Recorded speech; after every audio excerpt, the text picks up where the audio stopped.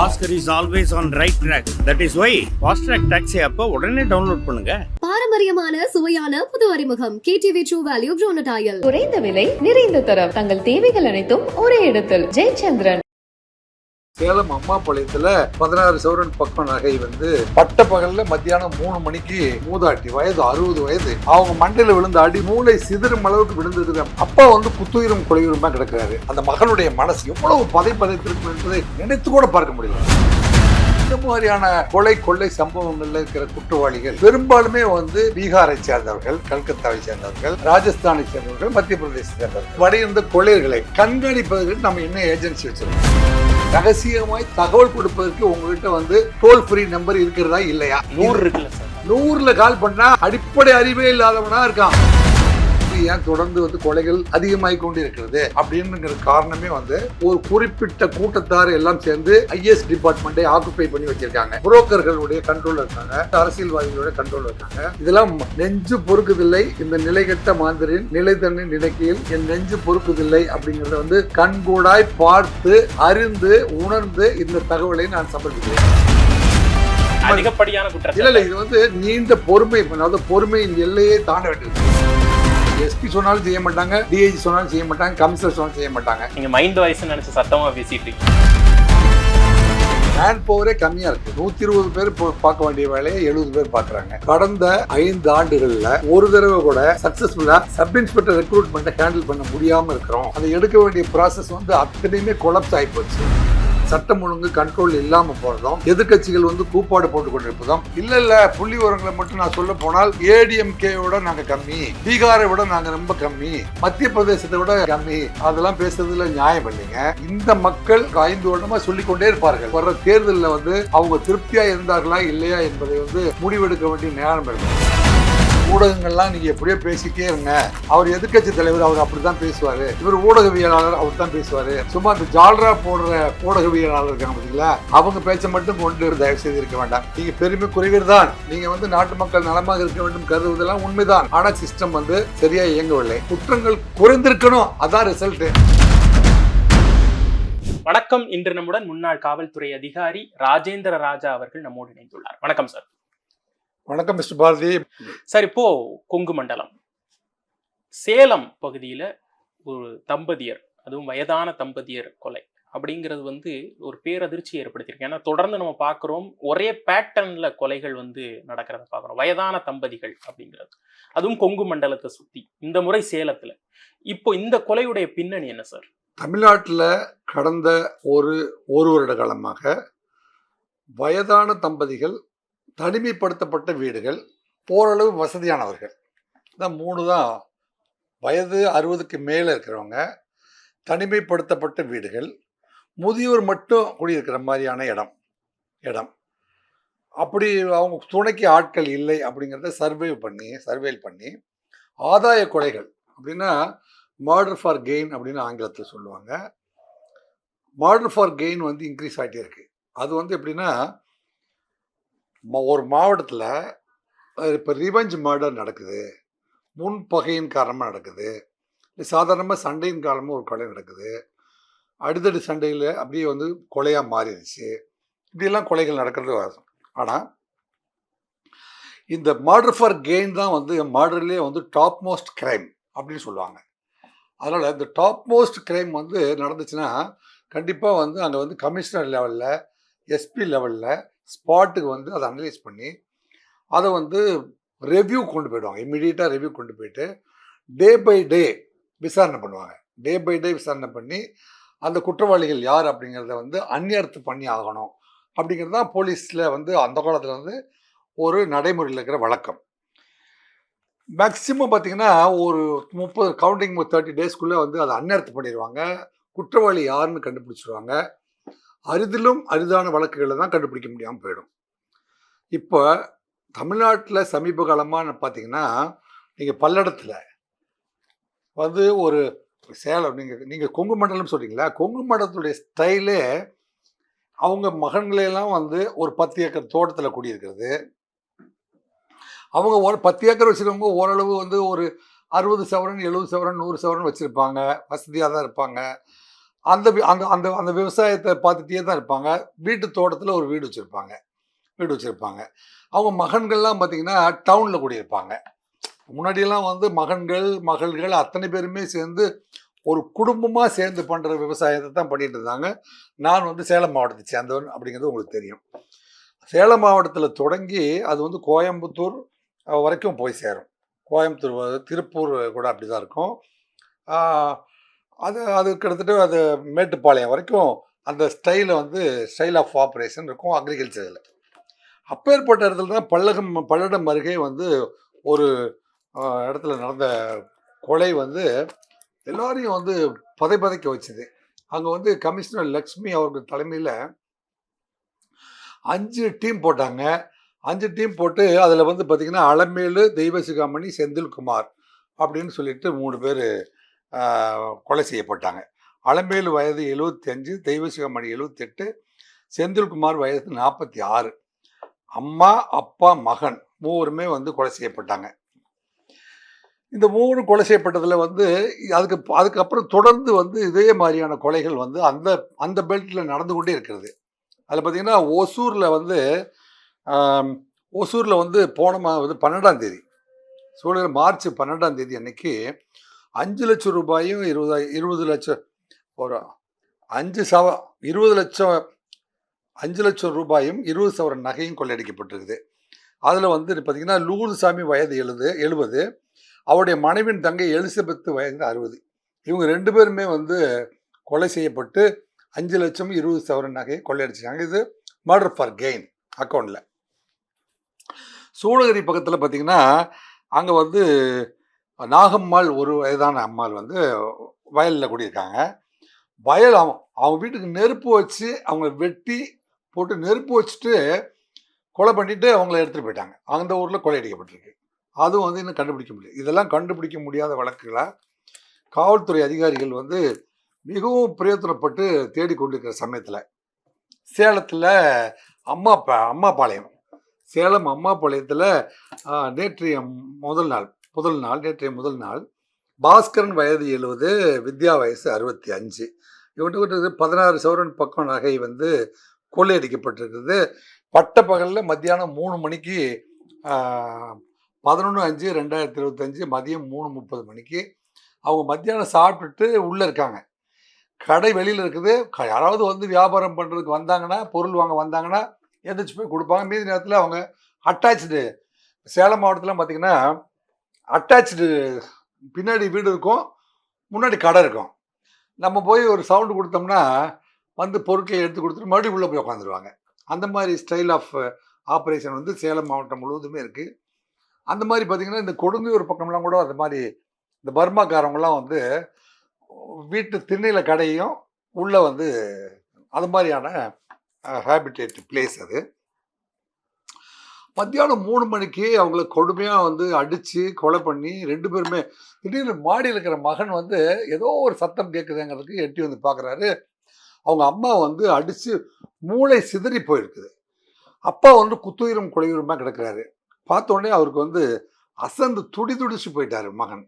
பெத்த மகனுக்கு எப்படி இருக்கும்? மேலே மாடியில் இருக்காரு, கீழே வந்து அம்மாவும் அப்பாவும் கொலை செய்யப்பட்டிருக்காங்கன்னா அந்த பெத்தோடைய மனசு, அந்த மகனுடைய மனசு எவ்வளவு பதைத்திருக்கும் என்பதை நினைத்து கூட பார்க்க முடியல. அந்த அளவுக்கு ஒரு கொலை அது வந்து மர்டர் ஃபார் கெயின்.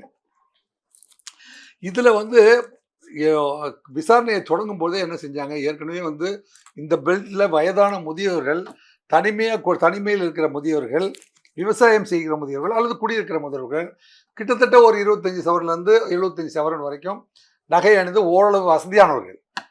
அதுதான் வந்து அவங்களுடைய தேர்ந்தெடுப்பு, அந்த குற்றவாளிகளுடைய தேர்ந்தெடுப்பு முறையாக இருக்குது.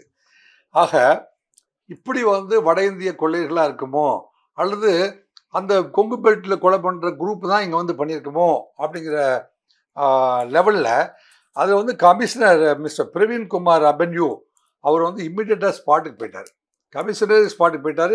இன்ஸ்பெக்டர் கிருஷ்ணமூர்த்தி, அப்புறம் ரமணி ராமலட்சுமின்னு சொல்லிட்டு அசிஸ்டன்ட் கமிஷனர், இவங்க போய் பார்க்குறாங்க. ஒரு குழுவும் கிடைக்கல. நோ குழு அட்டால். மகன் மேலே இருக்கிறாரு, கீழே அம்மா அப்பா இறந்துருக்காங்க. கடைக்கு வந்தவங்க போனவங்க யாருன்னா அந்த சிசிடிவி, அந்த இடத்துல சிசிடிவி பொருத்தப்படவில்லை. ஏன்னா கடைக்கு யார் வந்து போனான்னு சொல்வதற்கு கூட ஆள் இல்லை.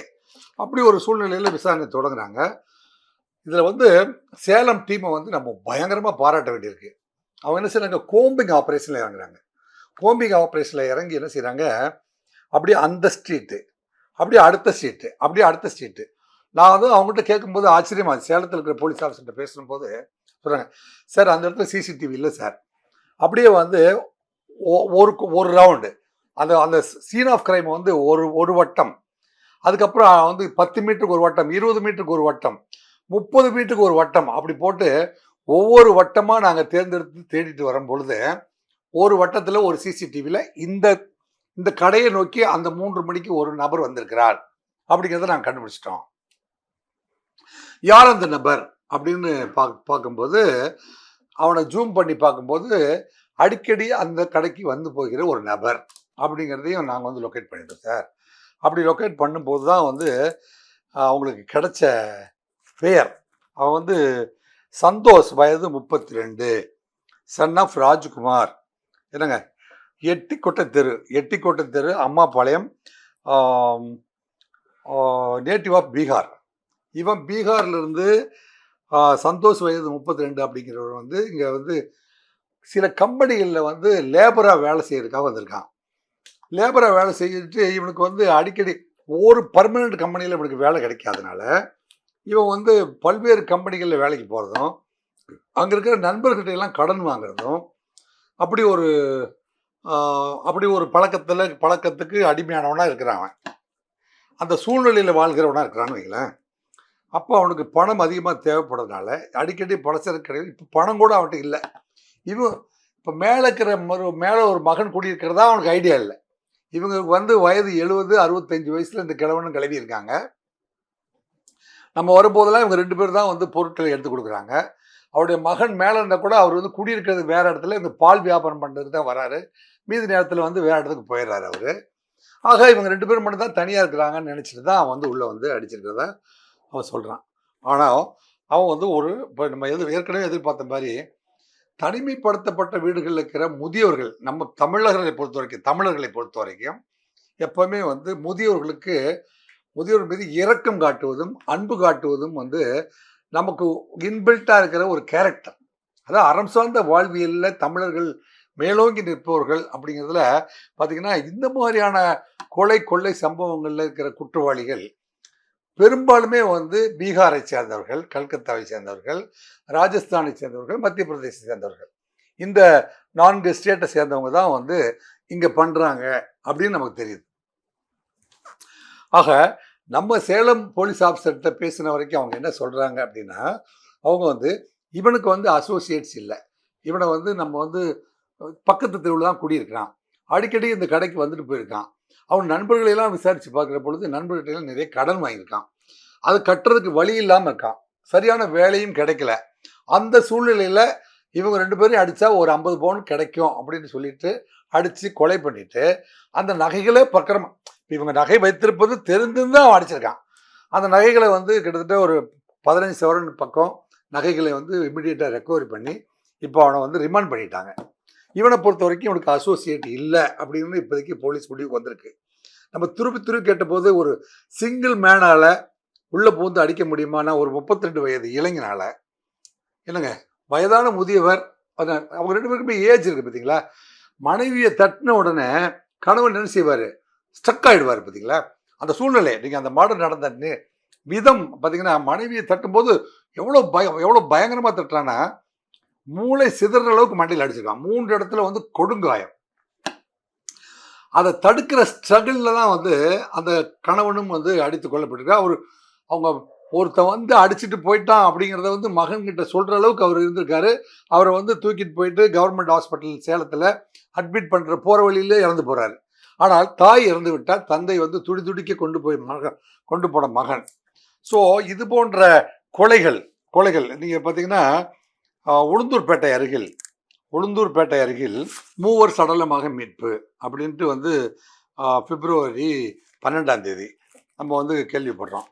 தொடர்ந்து வந்து காவல்துறை மீது இருக்கிற பயம் குறைந்திருக்கிறதா அல்லது காவல்துறை வந்து இயங்கி கொண்டிருக்கிறது, கடுமையாக இயங்கி கொண்டிருக்கிறது அப்படிங்கிறத வந்து நம்ம சரியாக எஸ்டாப்ளிஷ் பண்ணலையா அப்படிங்கிறதுக்கு பல்வேறு காரணங்களை நம்ம கேட்கும்போது நம்மகிட்ட மேன் பவர் இல்லை சார். இப்போ வந்து பெட்ரோல் வண்டிக்கு போடுறதுக்கு மட்டும் தான் சார் இருக்குது. 3 பீட்டு போடணும்னா 2 பீட்டு தான் சார் போட முடியுது. ஒவ்வொரு தனி நபரையும் போய் வந்து நாக் பண்ண முடியல அப்படிங்கிற ஒரு விஷயம் இருந்தாலும், நான் உங்களை கேட்குறேன், வீட்டில் இருக்கிற கான்ஸ்டபிள்ஸ் எல்லாம் வந்து பொதுமக்களை பார்த்து விசாரிக்கிறார்களா, செல்போனை பார்த்து கொண்டு இருக்கிறார்களா? இப்படி ஒரு கிரிட்டிக்கலான கேள்வி என்கிட்ட கேட்டா எப்படி சார்? ஒரு சாதாரண மனிதரா நீங்க சொல்லுங்க. இரவு பணியில ரோந்தெல்லாம் நல்லா நடக்கிற மாதிரி தான் தெரியுது. ஆனாலும் இருந்தாலும் கொஞ்சம் கவனக்குறைவு இருக்கோ அப்படின்னு இப்போ நம்ம கேள்விப்படுற வகையில் அங்கங்க வந்து செல்போன் வச்சிருக்கிற கான்ஸ்டபிள்ஸ் வந்து எந்த வேலைக்கு போனாலும் செல்போனில் கவனம் செலுத்தி கொண்டிருக்கிறார்கள். மேன் பவரே கம்மியாக இருக்குது. 120 பேர் பார்க்க வேண்டிய வேலையை 70 பேர் பார்க்குறாங்க. அதில் வந்து கிட்டத்தட்ட 50 பேர் வந்து ஷார்ட்டேஜ் இருக்குது ஒரு ஏரியாவுக்கு. அப்படி ஷார்ட்டேஜை வந்து அப்கிரேட் பண்ணாமல் இருக்கிறதுனால, அதே சமயத்தில் 2023 வருடம் 625 சப் இன்ஸ்பெக்டர் தேர்ந்தெடுக்கிறதுக்காக பயங்கரமான பிரத்துறைப்பட்டு உங்களுக்கு கிரவுண்ட் லெவலில் ஆயிரக்கணக்கான போலீஸ் கான்ஸ்டபிள் மேன் பவரை யூஸ் பண்ணி, அப்புறம் வந்து கிரவுண்டு டெஸ்ட்டு, ரிட்டன் டெஸ்ட்டு, அதை திருத்துறதுக்கு எவ்வளோ செலவு, அதன் பிறகு ஓரல் டெஸ்ட்டு, லிஸ்ட்டு போட்டாச்சு. போட்ட லிஸ்ட்டு தப்பாக போட்டாச்சு. ஹைகோர்ட்டில் போய் அடித்தடி தகராறு. உயர்நீதிமன்றம் கேள்வி கேட்ட மல்டிபிள் கொஸ்டினுக்கு வந்து பதில் சொல்ல முடியாமல் அந்த லிஸ்ட்டே கேன்சல்டு. அதன் பிறகு இப்போ தான் வந்து அது வந்து 3 மாதத்துக்குள்ளே வந்து நீங்கள் 650 இப்போ ப்ரெசன்ட் வேக்கன்சி சேர்த்து வந்து போட்டு இமிடியேட்டாக ஃபில் பண்ணுங்கன்னு. ஆக கடந்த 5 ஆண்டுகளில் ஒரு தடவை கூட சக்ஸஸ்ஃபுல்லாக சப் இன்ஸ்பெக்டர் ரெக்ரூட்மெண்ட்டை ஹேண்டில் பண்ண முடியாமல் இருக்கிறோம் அப்படிங்கிறத நம்ம நினச்சி பார்க்கணும். ஒரு 650 சப் இன்ஸ்பெக்டரை வந்து தேர்வு செய்யவே முடியல, நம்ம மெஷினரியை வந்து அப்டேட் பண்ணி வைக்கல அப்படிங்கிறது ஒரு வருந்தத்தக்க செய்தி. இந்த கண்டுபிடிக்க முடியாத வழக்குகள் பார்த்தீங்களா, அதுலலாம் வந்து டீம் ஆஃப் ஆப்ரேட்டர்ஸ் இருந்திருக்கக்கூடும். இப்போ இதில் வந்து சாம்பிள் டெஸ்ட் பார்த்தீங்கன்னா, இந்த மாதிரியான ஒரு கொலையை அரங்கேற்றினவன் பீகாரை சேர்ந்தவன் அப்படின்னு இருக்குது. அப்போ வட மாநிலத்திலிருந்து தமிழ்நாடு முழுவதுமே வந்து வியாபித்திருக்கிற அந்த அந்த அந்த வட இந்திய மக்களை அல்லது வட இந்திய இளைஞர்களை அல்லது வட இந்திய கொள்ளையர்களை கண்காணிப்பதற்கு நம்ம என்ன ஏஜென்சி வச்சுருக்கோம் அப்படின்னு பார்த்தா, எனக்கு தெரிஞ்சு பெருசாக ஒவ்வொரு ஊர்லேயும் இந்த ஊரில் எத்தனை பேர் பீகார்காரன் வந்திருக்கான், எத்தனை பேர் மத்திய பிரதேசத்தில் வந்திருக்கான், எத்தனை பேர் எந்தெந்த ஃபேக்டரியில் வேலை செய்கிறான் அப்படிங்கிறதெல்லாம் கணக்கு எடுக்கிறதுக்கு நம்மகிட்ட மிஷினரி இருக்குதா இல்லையா அப்படின்னு கேட்டால் கிட்டத்தட்ட இல்லை அப்படின்னு தான் பதில் சொல்லி ஆகணும். இன்டெலிஜென்ஸ் டிபார்ட்மெண்ட்டில் இருக்கிற பழைய ஆட்கள் ஒருத்தன் இன்டெலிஜென்ஸில் வந்து போய் ஒரு வேலையை வாங்கிட்டு அந்த ஊரில் போய் பர்மனெண்ட்டாக செட்டில் ஆகிட்டு கிட்டத்தட்ட அவருடைய சொந்த பிஸ்னஸை கவனிச்சிட்டு இருக்கிறாங்க அப்படின்லாம் வந்து நமக்கு தகவல் வருது. எனவே அறிவார்ந்த இளம் வயதிலிருந்து வந்திருக்கிற இளைஞர்களை வந்து இந்த மாதிரியான தகவல் சேகரிப்பு ஏஜென்சியை வந்து கொஞ்சம் அதிகப்படுத்த வேண்டியிருக்குது. காவல்துறையில் செய்ய வேண்டியிருக்கு அப்படின்னா, ஐஎஸ் டிபார்ட்மெண்ட்டுக்கு இளம் ரத்தங்களை வந்து அப்பாயிண்ட் பண்ணி, இப்போ அரசியலுக்கும் சரி இளம் ரத்தங்கள் வர வேண்டியிருக்குது.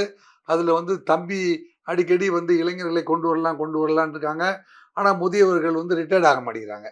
அதே போல தான் காவல்துறையிலையும் வந்து தயவுசெய்து நல்ல அறிவார்ந்த இளைஞர்களை தேர்ந்தெடுத்து வந்து தகவல் பரிமாற்றத்துக்கும் தகவல் சேகரிப்புக்கும் நீங்கள் பயன்படுத்தினீங்கன்னா, இந்த மாதிரியான குற்றவாளிகள் எங்கெல்லாம் ஊடுருவி இருக்கிறார்கள் அப்படிங்கிறத வந்து கண்டுபிடிக்கிற அளவிற்கு ஹிந்தி தெரிஞ்ச கான்ஸ்டபிள்ஸை, ஏன்னா வடநாட்டு கொள்ளையர்களுக்கு பேசி பழகி அவங்ககிட்ட இருந்தே இன்ஃபர்மேஷன் கேதர் பண்ணுற அளவுக்கு ஹிந்தி தெரிந்த கான்ஸ்டபிள் எல்லாம் வந்து கிரியேட் பண்ணி அல்லது ஹிந்தியை படிக்க வச்சு அவர்களோடு ஊடுருவ வைத்து இது போன்ற குற்றங்கள் எல்லாம் தடுக்கிறதுக்கு சிறப்பு ஏற்பாடுகளை செய்ய வேண்டுமாய் நான் வந்து கேட்டுக்கொள்கிறேன். சார், நீங்க சொல்றது எல்லாமே வந்து ரொம்ப பெரிய விஷயங்களா இருக்கு. என்ன அப்படின்னா, இப்போ போர்க்கால அடிப்படையில் உடனடியாக ஒரு தீர்வு அப்படிங்கிறதா மக்கள் எதிர்பார்க்கிறது. எதிர்கட்சிகள் கூட கொங்கு மண்டலமா கொலை மண்டலமான்னு கேள்வி எழுப்பியிருக்காங்க. அது ரொம்ப ஹார்ஷான ஒரு கொஸ்டின் இல்லையா? இப்போ ஒரு கொலை மண்டலமாகவே ஒரு ரீஜியனே மாறி இருக்கு அப்படிங்கிற மாதிரியான நிறைய சம்பவங்கள் நீங்க சொன்னீங்க. கொலை இல்லாத நாட்களே இல்லை அப்படின்ட்டு இன்னைக்கு காலையில கூட மிகவும் மன வருத்தம். ஒரே நாளில் 3 கொலை. செங்கல்பட்டு அருகே பயங்கரம். வீடு புகுந்து முதிய தம்பி வெட்டு கொலை. இங்க 2 பேர், 3, 2, 5 பேர். அதே மாதிரி பார்த்தீங்கன்னா ஆந்திரா கொள்ளையன் கைது. ஆந்திரா கொள்ளையன் எங்கே, அரும்பாக்கத்தில் வந்து அப்படி முதியவர் ஒருத்தர் கடைக்கு போயிட்டு வீட்டுக்கு போயிட்டு வரதுக்குள்ளே வந்து அடிச்சுட்டு 20 சவரன் நகை அடிச்சுட்டு போயிருக்கிறான். அதில் பார்த்தீங்கன்னா உறவினர் வீட்டில் 28 வயது பெண்ணுக்கு சொந்த வீட்டில் திருடியோ சிக்கினார். மனைவியின் கள்ளக்காதலை சரமாரியை வெட்டி கொண்ட கணவர். இப்படி கொலையே வந்து ஒரு நாளைக்கு செய்தித்தாளில் வந்து 6 கொலை 7 கொலை கிட்டத்தட்ட 10 கொலைகளை வந்து நம்ம பார்க்க முடியும். ஒரு நாள் ஒன்றுக்கு 6லிருந்து 10 வரை கொலைகளை வந்து, அதுவும் ஆதாய கொலைகள் இல்லைங்க, முரட்டுத்தனமான கொலைகள் கூட வந்து சகஜமாக வந்து கொலை வழக்குகள் நடப்பதா இல்லை. இது வந்து அடித்து இப்போ இன்று சேலத்தில் நடந்த கொலை பார்த்தீங்கன்னா அந்த மூதாட்டி வயது 60 வயது, அவங்க மண்டையில் விழுந்த அடி, வித்யாவுடைய மண்டையில் விழுந்த அடி மூளை சிதறும் அளவுக்கு விழுந்திருக்குது. அப்படிங்கிற போது நம்ம நினைக்கும் போது வந்து நெஞ்செல்லாம் கூசு பதறதா இல்லையா? இது போன்ற சம்பவம் தமிழ்நாட்டில் நிகழவே கூடாது. அப்படிங்கிற போது முதல்வர் வந்து ஒரு நாளைக்கு தூங்காமல் இருந்தால் சரி. இப்போ நான் என்ன சொல்கிறேன், இப்போ வந்து நீங்கள் 750 சப் இன்ஸ்பெக்டர் எடுக்க வேண்டியிருக்குது. அதை எடுக்க வேண்டிய ப்ராசஸ் வந்து அத்தனையுமே கொலாப்ஸ் ஆகிப்போச்சு. அந்த லிஸ்ட்டே வந்து இப்போ ஹைகோர்ட்டில் வந்து கேன்சல் ஆகிப்போச்சு. அப்படி இருக்கிற பொழுது திரு சுனில்குமார் ஐபிஎஸ் வந்திருக்கிறாரு. அவரை கொஞ்சம் துரிதப்படுத்தி, எனக்கு இன்னும் ஓராண்டுகள் தான் வந்து திராவிட முன்னேற்ற கழகத்துடைய ஆட்சி இருக்குது, அதுக்குள்ளே வந்து சட்டம் ஒழுங்கை உங்கள் கண்ட்ரோலுக்கு கொண்டு வரணும்னா இந்த 1000 சப் இன்ஸ்பெக்டரை இமிடியேட்டாக வந்து தேர்ந்தெடுக்க வேண்டியிருக்குது. ஹைகோர்ட் கூட 3 மாதத்துக்குள்ளே இந்த சப் இன்ஸ்பெக்டர் தேர்வு செய்யுங்க அப்படின்னு உங்களுக்கு வந்து காலக்கெடு கொடுத்திருக்கிறார்கள். சார், காவல்துறையில் இருக்கக்கூடிய இந்த கேப், இந்த மேன் பவர் கேப் தான் பிரச்சனையா? அப்படிங்க மேன் பவர் கேப் தான் பிரச்சனை. அது இல்லாமல் பயம் விட்டு போச்சா? இல்லை, பயம் விட்டு போச்சுன்னா அருண் ஐபிஎஸ் பார்த்தீங்கன்னா எஃபெக்டிவ் மேனேஜ்மெண்ட் அப்படிங்கிறது வந்து நான் வந்து ஐ எம் ரெஸ்பெக்டிங் அண்ட் கொஞ்சம் பிரமிப்பாக கூட இருக்குது. மிஸ்டர் அருண் வந்து ரொம்ப ஷார்ட் அண்ட் ஸ்வீட்டாக வந்து பதவி இருக்கிறப்போ சொன்னார், கருப்பாடுகள் களையப்படும், எதிரிக்கு புரியும் மொழியில் பேசப்படும். ரொம்ப சிம்பிளிஃபை பண்ணி சொன்னார் பாருங்க. அது எப்படி அவர் ஐபிஎஸ் ஆஃபீஸர் இவ்வளோ சிம்பிளிஃபை, தமிழக அரசு என்ன நோக்கத்திற்காக என்னை வந்து கமிஷனராக போட்டாங்களோ அந்த நோக்கம் நிறைவேற்றி தரப்படும், ஆளுகின்ற அரசுக்கு நற்பெயரை பெற்று தரப்படும். எப்பேற்பட்ட உறுதிமொழி பாருங்க. ஆனா அதையே மனித உரிமை மீறல்னு சொல்லி ஒரு விமர்சனம் இல்லை. அதே இப்போ சேலத்தில் நடந்த இந்த இரட்டை கொலையில் அந்த விழுந்திருந்த அடி வந்து இப்போ யாரெல்லாம் வந்து பாத்ரூமில் விழுவுறது தவறு, எனக்கு என்கவுண்டர் தவறு, அவன் வந்து என்கவுண்டர் செய்யப்பட்டவன் வந்து ஏற்கனவே 9 கொலை பண்ணியிருக்கான். வெட்டி நடு ரோட்டில் வெட்டி கொலை பண்ணி என்னங்க 26 வழக்குகளில் வந்து வாரண்றது. அவன் வந்து நீதிமன்றத்திலே ஆஜராகாமல் A+ வாங்கிட்டு இருக்கான். அப்படிப்பட்ட A+-ஐ வந்து அவங்க வந்து ஹேண்டில் பண்ணும்போது காவல்துறை என்கவுண்டர் பண்ணிட்டா காவல்துறை அத்துமீறலாமா? அதுக்கு சட்டம் ஒன்று இருக்கிறது, அதுக்கு ஒரு நீதிமன்றம் இருக்கிறதுலாம் வாய் பேசி கொண்டிருக்கிறார்களே. இப்போ நம்ம வந்து பகல்காமில் கொண்டதுக்கு இன்டர்நேஷ்னல் நீதிமன்றம்னு ஒன்று இருக்குது, நாங்கள் ஒரு கேஸ் எஃப்ஐஆர் போட்டுக்கிறோம் அப்படின்னு நம்ம நிதானமாக இருக்க முடியுமா? அப்படி தான் லோக்கல் போலீஸும் வந்து சில நேரங்களில் ஆக்ட் பண்ண வேண்டி இருக்கு. காவல்துறை உங்களது நண்பன் என்று சில SMS இருக்குது, இமெயில் இருக்குது, அதே சமயத்தில் 100 கால்ஸ் இருக்குது. ஆனால் ரகசியமாய் வந்து திருடுகின்ற திருடர்கள், சட்டவிரோதமான செயல்களை செய்கிறவர்கள், இவர்களை பற்றி ரகசியமாய் தகவல் கொடுப்பதற்கு உங்ககிட்ட வந்து டோல் ஃப்ரீ நம்பர் இருக்கிறதா இல்லையா அப்படின்னு கேட்டால் இல்லை. 100 இருக்குல்ல சார், 100ல் கால் பண்ணால் அவர் வந்து 12 தடவை கால் பண்ணி, ஏங்க 100க்கு கால் பண்ணது நீங்கள் தானா, இந்த எதிர்த்து விட்டு சுப்பிரமணியம் அடித்தது நீங்கள் தானா அப்படின்னு கேட்குறான். இல்லை, எனக்கே கேட்டிருக்கேன். அடிப்படை அறிவே இல்லாதவனா இருக்கான் 100 கால்ஸ் இருக்கிறவன். அடிப்படை அறிவு அதை பற்றி தான் வந்து இப்போ 2-3 நாளாக வந்து பல்வேறு செய்திகள் வந்து. இல்லை, அது கரெக்ட் தான் சார். இப்போ நான் ஒரு விஷயத்துக்காக 100 கால் பண்ணேன், அங்கேருந்து ஒரு 3 கால் எனக்கு கன்ஃபர்மேஷன் கேட்டாங்க, நீங்கள் யார் என்ன. நீங்கள் 100 கால்ஸில் பேசும்போதே அந்த பெண்கள் என்ன செய்கிறாங்கன்னா, இப்போ 100 கால்ஸ் வந்து ஒரு கேலி கூத்தான கால்ஸ் ஆயிடுச்சு. 100 கால்ஸுக்கு ஒரு தகவல் கொடுத்தா அவர் வந்து 13 தடவை விலாசம் கேட்குறாங்க. சார் அவங்க இங்கே தான் சுற்றிட்டு இருக்கோம், உங்கள்கிட்ட உங்கள் அட்ரஸ் எங்கே சார் இருக்குது, என்ன சார் சண்டை அவர் கூட, அப்படியே ஃபோன்லேயே எல்லாத்தையும் கேட்குறாரு, என்ன சார் சண்டை, உங்கள் பக்கத்து வீட்டுக்காரன் எதிரி பேர் சுப்பிரமணி தானே சார், அவனுக்கு உங்களுக்கு என்ன சார் சண்டை, என்னங்க சுப்பிரமணிகிட்ட போய் சார் நீ தான் வந்து இது மாதிரி அடிக்கடி அவங்க வீட்டுக்கு முன்னாடி குப்பை போடுறேன்னு அவர் தான் கம்ப்ளைண்ட் பண்ணியிருக்காரு, இவ்வளவும் வந்து அந்த போலீஸ்காரர் சொல்லிட்டு இருக்காரு. ஸோ ஒரு இன்னும் கான்ஃபிடென்ஷியல் இன்ஃபர்மேஷனை ரிசீவ் பண்ணுறதுக்கான ஏஜென்சியை வந்து நீங்கள் அதிகப்படுத்தி, ஒவ்வொரு கமிஷனரேட்லேயும் ரகசிய தகவல்களை பெறும் மையம் அப்படின்னு ஒன்று ஏற்பாடு பண்ணிங்கன்னா பொதுமக்கள் ரகசிய தகவல்களை உங்களுக்கு கொடுப்பதற்கு தயாராக இருக்கிறார்கள். 1 நம்பர் 1. நம்பர் 2, இன்டெலிஜென்ஸில் நீண்ட நாட்கள் வந்து நான் ப்ரொடக்டிவாக, அதாவது வந்து அதை செயல்திறன் இல்லாமல் வந்து நீண்ட காலமாக வேலை பார்த்து கொண்டு பெஞ்சு தேய்ச்சிட்டு இருக்கிற ஆளுகளை அல்லது சட்டவிரோதமான ஆட்களோடு தொடர்பில் இருக்கிறவங்கள இது பார்த்தீங்க. இப்போ மிஸ்டர் அருண் ஐபிஎஸ் மட்டுமே வந்து சென்னையில் கிட்டத்தட்ட 10 to 25 கருப்பாடுகளை கண்டுபிடித்து கலந்திருக்கிறாரா இல்லையா? அப்போ தமிழ்நாட்டில் எண்ணிக்கை எங்க இது வரைக்கும் சொல்லப்படவே இல்லையே. கருப்பாடுகள் களையப்படவில்லையே. கருப்பாடுகள் களையப்பட வேண்டும். இப்போ நீங்கள் சொன்னபடி இமீடியட்டாக அவ்வளோ பெரிய செலவு பண்ண முடியுமா? எந்த செலவுமே பண்ண வேண்டாம். காவல்துறைக்கு வந்து ஒரு டோல் ஃப்ரீ நம்பர் வச்சு இந்த நம்பரில் வந்து முக்கிய தகவல்களை நீங்கள் வந்து தெரிவித்தா உங்களுடைய பெயர் வந்து வெளியிடப்பட மாட்டாது அப்படின்னு தகவல்கள் சேகரிக்கிறதுக்கான நம்பர்களை வந்து அதிகப்படுத்தணும். என்னங்க, மாவட்டந்தோறும் இருக்கிற இன்டெலிஜென்ஸ் ஆஃபீஸர் வந்து டெய்லி வந்து அவங்க கொடுத்த உருப்படியான தகவல்கள் எத்தனை, என்னங்க அதில் உண்மை தகவல்கள் எத்தனை தகவல்கள் சேகரிக்க முடிந்தது அப்படிங்கிறத வந்து ரிவ்யூ பண்ணி பார்க்கணும். ஸோ நீங்கள் சொல்கிறத பார்த்தா ஐஎஸ்ஐயே மொத்தமாக ரீவாம் பண்ணணுன்றீங்க. இப்போது இந்த ஆட்சி வந்ததுலேருந்தே வந்து இன்டெலிஜென்ஸ் செக்ஷன் இருக்குதா இல்லையா, ஐஎஸ் இருக்குதா இல்லையான்னு தெரியலன்னு சொல்கிறாங்களா இல்லையா? அதனுடைய ஃபைனல் வெர்ஷனை நான் சொல்கிறேன். அதை நீங்கள் வந்து தமிழ்நாட்டில் இருக்கிறவங்க எல்லாரையும் டிரான்ஸ்ஃபர் பண்ணுங்கன்னு சொல்லலை. இது நீங்கள் ஆம்ஸ்ட்ராங் அவர்களுடைய படுகொலையிலிருந்தே வந்து ஏன் நீங்கள் கனியாமூர் ஸ்கூல் தகராறுலேருந்தே வந்து இன்டெலிஜென்ஸ் வந்து சரியாக அப்டேட் பண்ணலன்னு சொல்லிட்டு இருக்காங்க இல்லையா? இப்போ அப்டேட் பண்ணுறதுக்கு கடந்த 3 முறையாக கடந்த 4-5 முறை கான்ஸ்டபிள்ஸ் தேர்வு பண்ணியிருக்காங்க பார்த்தீங்களா? அதில் வந்து பிஇ பட்டதாரிகள், எம்ஏ பட்டதாரிகள், எம்ஏ எம்ஃபில், பிஹெச்டி படித்த பட்டதாரிகள்லாம் வந்து வேலைக்கு வந்திருக்காங்க. அவன் என்ன நினைக்கிறான்னா 8 மணி நேரம் நான் ரோட்டில் போவேன், 4 பீட் பார்ப்பேன், அப்படியே வந்து தோளில் பை போட்டு வீட்டுக்கு போயிடுவேன். அப்படி கான்ஸ்டபிளரி சிஸ்டம் தமிழ்நாடு முழுவதும் மாறிட்டுருக்கு. தமிழக முதல்வர் அவர்களுக்கு ரொம்ப வருத்தத்தோடும் பணிவோடும் தெரிவித்துக் கொள்கிறேன்னா, யாருமே வந்து சிஎஸ்ஆர் போடுறதில்ல, யாருமே வந்து எஃப்ஐஆர் பதிவு பண்ணுறதே இல்லை, சம்பவ இடத்துக்கு செல்வதே இல்லை. சேலம் மாவட்டம் இதில் வந்து 0ல் இருக்குது.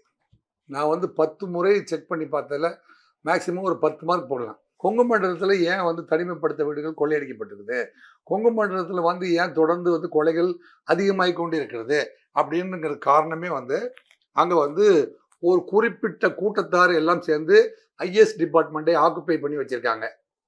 இதெல்லாம் நெஞ்சு பொறுக்குதில்லை, இந்த நிலைகட்ட மாந்தரின் நிலை தண்ணி நிலைக்கையில் என் நெஞ்சு பொறுக்குதில்லை அப்படிங்கிறத வந்து கண்கூடாய் பார்த்து என்னங்க அறிந்து உணர்ந்து இந்த தகவலை நான் சமர்ப்பிக்கிறேன். அதிகப்படியான குற்றம் இல்லை, இது வந்து நீண்ட பொறுமை, அதாவது பொறுமையின் எல்லையே தாண்ட வேண்டியிருக்கு. ஏன்னா பலமுறை இப்போ நம்ம சேலம் மாவட்டத்தை சேர்ந்தவர் அப்படிங்கிறதுனால அங்கே இருக்கிறவங்கெல்லாம் வந்து பல்வேறு நபர்கள் வந்து நம்ம கூட தொடர்பில் இருக்காங்க. தொடர்பு இருக்கவங்க சொன்னாங்க, முந்தா நாள் போலீஸ் ஸ்டேஷன் போனேன், அதாவது ஓரிரு இன்ஸ்பெக்டர் மட்டும்தான் மனசாட்சியோடு வேலை பார்க்குறாங்க. மீதியெல்லாம் வந்து அங்கே வந்து போலீஸ் ஸ்டேஷனை சுற்றி இருக்கிற புரோக்கர்களுடைய கண்ட்ரோலில் இருக்காங்க, அல்லது வந்து அரசியல்வாதிகளுடைய கண்ட்ரோலில் இருக்காங்க. யார் போனாலும் வந்து காவல் நிலையத்தில் வந்து சிஎஸ்ஆர் போடுவதில்லை, எஃப்ஐஆரும் போடுவதில்லை, சம்பவ இடத்துக்கு செல்வதில்லை. வந்து எப்படி வந்து இவ்வளோ லெத்தார்ஜிக்காக இருக்க முடியும் அப்படிங்கிறத வந்து ஜீரணிக்க முடியாத அளவுக்கு லெத்தார்ஜிக்கெல்லாம் வந்து ஆஃபீஸர்ஸை வந்து பார்க்கும்போது வந்து பெரிய சல்யூட் அடிப்பதும், மீதி நேரங்களில் வந்து பயங்கரமாக ஏமாற்றுவதும், இது போன்ற வேலையெல்லாம் வந்து அதிகமாகி கொண்டே போயிருக்கு. இதனுடைய ரிஃப்ளெக்ஷன் தான் வந்து இந்த நாட்டில் வந்து நடந்து கொண்டிருக்கிற கொள்ளைகளும், காவல்துறையை பற்றி பயமின்மையும், என்னங்க சட்டம் ஒழுங்கு கண்ட்ரோல் இல்லாமல் போகிறதும், எதிர்கட்சிகள் வந்து கூப்பாடு போட்டு கொண்டிருப்பதும். இல்லை புள்ளி உரங்களை மட்டும் நான் சொல்ல போனால் ஏடிஎம்கேயோட நாங்கள் கம்மி, பீகாரை விட நாங்கள் ரொம்ப கம்மி, மத்திய பிரதேசத்தை விட 4.7% கம்மி அப்படியெல்லாம் அதெல்லாம் பேசுறதுல நியாயம் இல்லைங்க. என்னங்க இந்த மக்கள் நீண்ட 5 வருடமாக சொல்லிக்கொண்டே இருப்பார்கள். அப்புறம் வந்து வர்ற தேர்தலில் வந்து அவங்க திருப்தியாக இருந்தார்களா இல்லையா என்பதை வந்து முடிவெடுக்க வேண்டிய நேரம் இருக்கும்.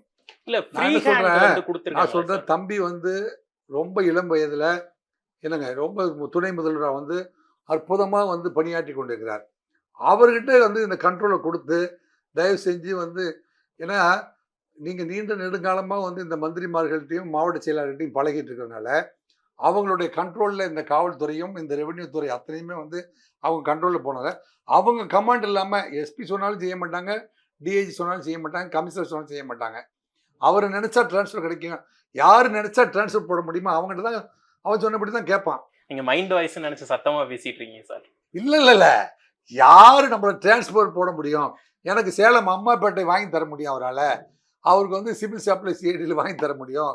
இல்லை வருமானம் வர்ற இடத்துக்கு எனக்கு அவரால் வாங்கி தர முடியும்னா அந்த எஜமானுக்கு தான் அவன் வந்து சாதகமாக இருக்கிறானே ஒழிய, என்னங்க காவல்துறை பெரும்பாலும் வந்து காவல்துறை அதிகாரிகளுக்கு சாதகமாகவோ அல்லது காவல்துறையில் நடக்கிற குற்றங்களை வந்து உயர் அதிகாரிகளுக்கு அப்டேட் பண்ணுற சிஸ்டம் வந்து ரொம்பவுமே பின்தங்கி இருக்கிறது. அதை அப்டேட் பண்ணுறதுக்கு இளம் பட்டதாரிகள் 1000 பேர் உங்கள்கிட்ட இருக்கிறாங்க. அவங்களுக்கு வந்து இந்த police training college Ashok Nagar இருக்குது, போலீஸ் ட்ரைனிங் ஊனமாஞ்சேரி இருக்குது, போலீஸ் ட்ரைனிங் காலேஜ் ஆவடி, எத்தனையோ போலீஸ் ட்ரைனிங் காலேஜ் இருக்குது. இந்த நாட்டில் கைதேர்ந்த வெற்றியாளர்கள் எங்களை மாதிரியான சீனியர் போலீஸ் ஆஃபீஸர்ஸ், எங்களை மாதிரின்னு சொன்னால் என்னை சொல்லவே இல்லை. நான் வந்து கடைசி நிலையில் இருக்கிறேன். என்னை போன்ற highly experienced police officer Sailendra Babu போன்றவர்களை, திரு ரவி ஐபிஎஸ் போன்றவர்களை அழைச்சி வந்து இன்டெலிஜென்ஸை வந்து எப்படி அப்டேட் பண்ணுறது அப்படிங்கிறதுக்கு ரெஃபரன்ஸ் ட்ரைனிங் கொடுங்க. தயவு செஞ்சு ரெஃபரன்ஸ் ட்ரைனிங் கொடுங்க.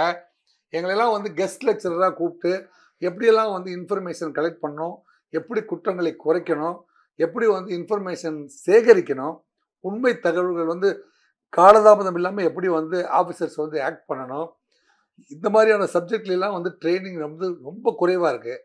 முன்னாடியெல்லாம் வந்து காவல்துறையில் வந்து 15 நாளைக்கு ஒரு தடவை ஜென்ரல் சென்சிட்டைசேஷன் அப்படிங்கிற ஒரு கோர்ஸும் அல்லது ரெஃப்ரெஷ்மெண்ட் கோர்ஸ் அப்படின்னு சொல்லிட்டு நல்ல சக்ஸஸ்ஃபுல்லாக வந்து எந்த போலீஸ் ஆஃபீஸர் வந்து பல்வேறு மர்டர் கேஸை கண்டுபிடிச்சாரோ, அறிவியல் ரீதியாக வந்து பல தீர்க்க முடியாத வழக்குகளை யாரெல்லாம் கண்டுபிடிச்சாங்களோ அந்த மாதிரியான அதிகாரிகளை கெஸ்ட் லெக்சராக கொண்டு வந்து ஒரு மாவட்டத்தில் 10 இன்ஸ்பெக்டர் அல்லது 25 இன்ஸ்பெக்டர் வர வச்சு இந்த மாதிரியெல்லாம் வந்து நீங்கள் ஆக்ட் பண்ணுங்கள், இந்த தமிழ்நாட்டு காவல்துறையை வந்து அந்த நன்மதிப்பை உயர்த்துங்கள் அப்படின்னு சொல்லி கொடுத்துட்டு போவாங்க. அந்த மாதிரியான கோர்ஸே இப்போ நடைபெறுவது இல்லை. நீங்கள் எந்த நிறுவனத்துலேயுமே வந்து ஒருத்தரை வந்து ரெக்ரூட் பண்ணி இந்த டிபார்ட்மெண்ட்டில் போய் உனக்கு இஷ்டத்துக்கு வேலை பாரு அப்படின்னா அந்த ரெவ்யூ இல்லாமல் வந்து அவங்க ப்ரொடக்டிவிட்டி இருக்காது. அப்படிங்கிறத வந்து தயவுசெய்து உணர்ந்து கொண்டு இந்த மாதிரி வந்து ஊடகங்கள்லாம் நீங்கள் எப்படியோ பேசிகிட்டே இருங்க.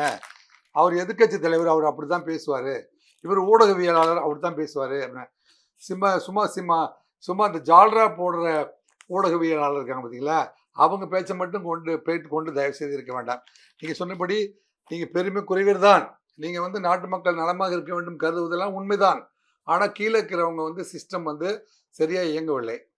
இல்லைங்க, சென்னை மாநகர காவல்துறை சிஸ்டம் மட்டும் ஒழுங்காக இயங்கி கொண்டிருப்பதை நம்ம கண்கூடாக பார்க்க முடிகிறது. இதே மாதிரி இந்த நாடு முழுவதும் இயங்கணுமா வேண்டாமா அப்படிங்கிறத வந்து நீங்கள் தயவு செஞ்சு அப்டேட் பண்ணிக்கங்க. குற்றங்கள் குறைந்திருக்கணும், அதான் ரிசல்ட்டு அப்படிங்கிறத வந்து நீங்கள் சிறப்பு கூட்டம் ஏற்பாடு செஞ்சு எல்லா போலீஸ் ஆஃபீஸருக்கும் அறிவுரை வழங்கி இந்த ஐஎஸ் சிஸ்டத்தை வந்து இன்னும் கொஞ்சம் இம்ப்ரூவ் பண்ணால் இந்த சட்டம் ஒழுங்கை காப்பாற்ற முடியும் என்று நான் பணிவன்போடு தமிழக முதல்வருக்கு சமர்ப்பித்துக் கொள்கின்றேன். ஒரு தம்பதியர் படுகொலையில் ஆரம்பித்து கிரவுண்ட் ரியாலிட்டியில் என்னென்ன பிரச்சனை இருக்குது அப்படிங்கிறத அட்ரஸ் பண்ணியிருக்கீங்க. உங்களுடைய கருத்துக்கள்லாம் ரொம்ப ஆழமாகவும் அர்த்தமுள்ளதாகவும் இருந்தது. உங்களுடைய கருத்திற்கும் நேரத்திற்கும் நன்றி சார். நன்றி, வணக்கம். Oscar is always on right track. That is why Fast Track Taxi app உடனே டவுன்லோட் பண்ணுங்க. பாரம்பரியமான சுவையான புது அறிமுகம் KTV True Value Bronatile. குறைந்த விலை நிறைந்த தரம், தங்கள் தேவைகள் அனைத்தும் ஒரே இடத்தில். ஜெயச்சந்திரன்.